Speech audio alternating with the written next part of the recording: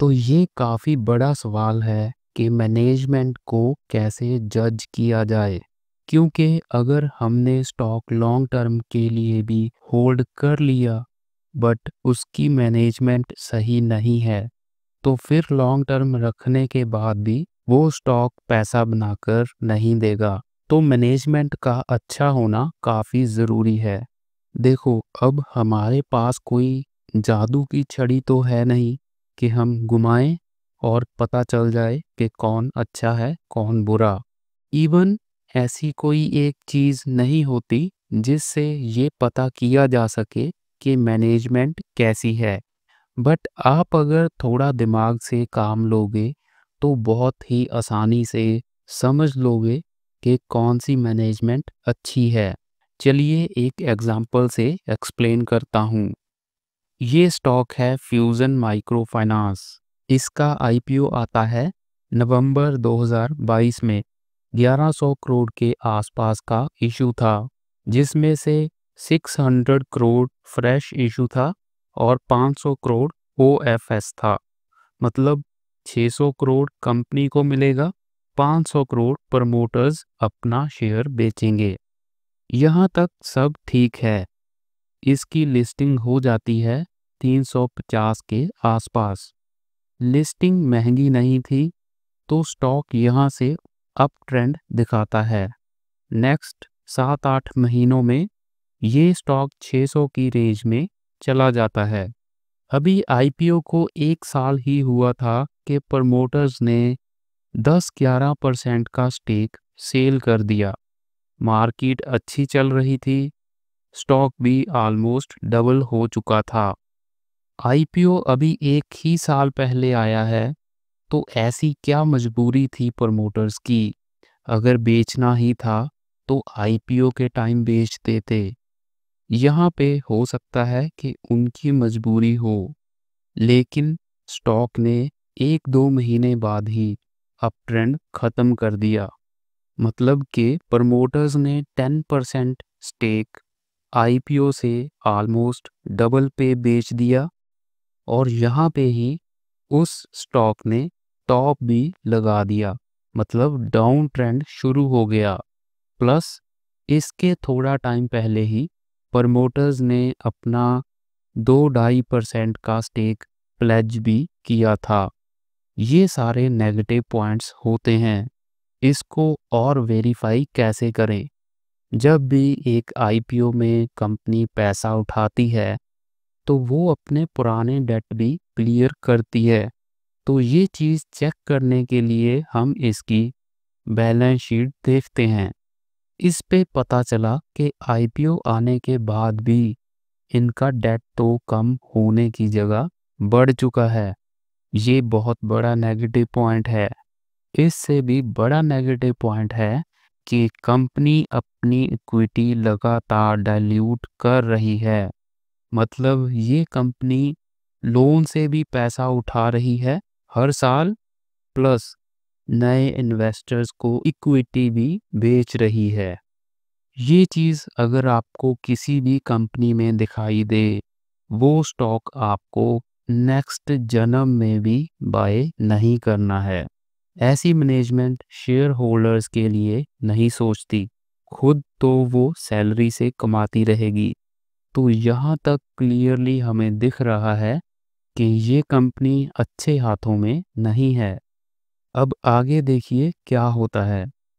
जून 2024 को 120-130 crore net profit कमाने वाली ये कंपनी 36 करोड़ का लॉस डिक्लेयर कर देती है। सीधा लॉस। 130 का प्रॉफिट 110 नहीं हुआ, 50 नहीं हुआ, सीधा 36 करोड़ का लॉस हो गया। क्यों? मैनेजमेंट ने बोला है कि लोग पैसा वापस नहीं कर रहे हैं, तो डिफेंसिव मूव के चलते प्रोविजनिंग की गई। अब आप इस स्टेटमेंट को देखिए। मार्च 2024 तक सारे लोग लोन का पैसा वापस कर रहे हैं। फिर पूरे देश के लोगों ने सोचा कि इनको पैसा वापस नहीं देना है। ऐसा होता है कभी? ये पॉसिबल ही नहीं है। हमने ऑलरेडी इस कंपनी में कितने नेगेटिव पॉइंट्स नोट किए थे। ये प्रॉब्लम ऑलरेडी थी कंपनी में, बस इसको छुपाया गया था most probably. Stock all time high से 75 टू 80% करेक्ट हुआ। इन्वेस्टर्स का पैसा बर्बाद हो गया। इसके बाद भी इसके रिजल्ट्स लगातार खराब आ रहे हैं और लगातार पैसा उठाया जा रहा है मार्केट से, डेट और इक्विटी दोनों से। एक बार सीक्वेंस में देखते हैं इन घटनाओं को। पहले आईपीओ आया, ठीक ठाक लिस्टिंग थी, स्टॉक ने रैली की, अप ट्रेंड दिखाया। प्रमोटर्स ने आईपीओ के 1 साल बाद ही 10% हिस्सा बेचा, जिसके बाद वो अप ट्रेंड खत्म हो गया। ये मैनेजमेंट पे सवाल उठाता है। इक्विटी और डेट से लगातार पैसा उठाया जा रहा है, मतलब बिजनेस अच्छा नहीं जा रहा। ये दिखाता है कि मैनेजमेंट शेयर होल्डर्स के हित में नहीं है।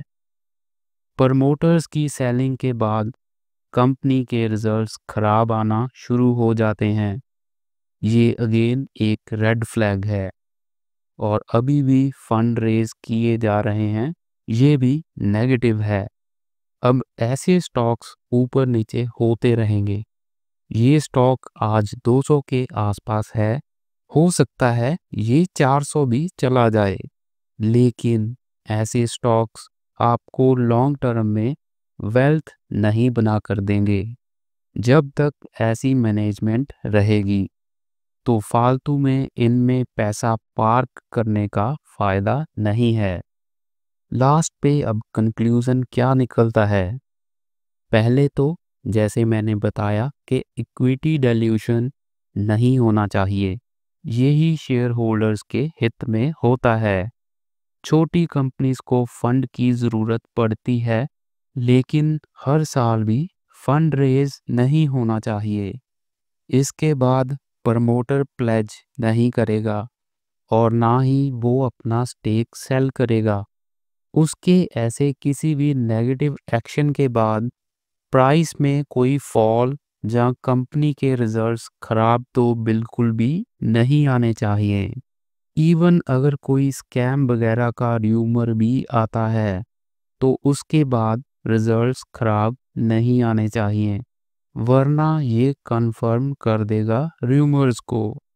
इसके बाद अगर कंपनी अच्छे से मैनेज की जा रही है, उस पे फालतू का डेट नहीं है, वो अच्छे से पैसा कमा रही है, तो ये सब उसकी रेशोज़ जैसे ROE, ROC, debt to equity और रिटर्न ऑन असेट्स वगैरह से एकदम क्लियर हो जाएगा। अगर इनमें कोई प्रॉब्लम है तो समझो मैनेजमेंट में प्रॉब्लम है। और लास्ट पे अगर आपको फंडामेंटल्स में और कुछ नहीं भी आता तो भी आप कैश फ्लो स्टेटमेंट देखना ज़रूर सीख लें।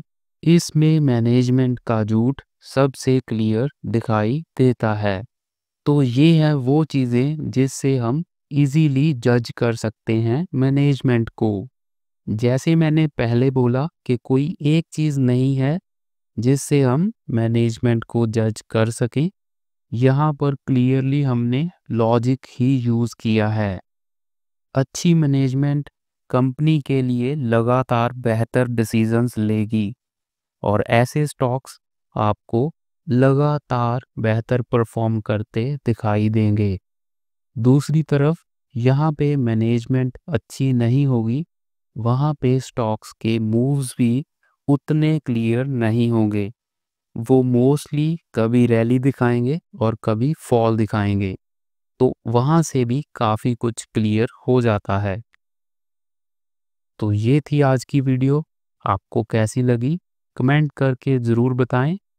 That's it for today. फिर मिलते हैं किसी और वीडियो के साथ।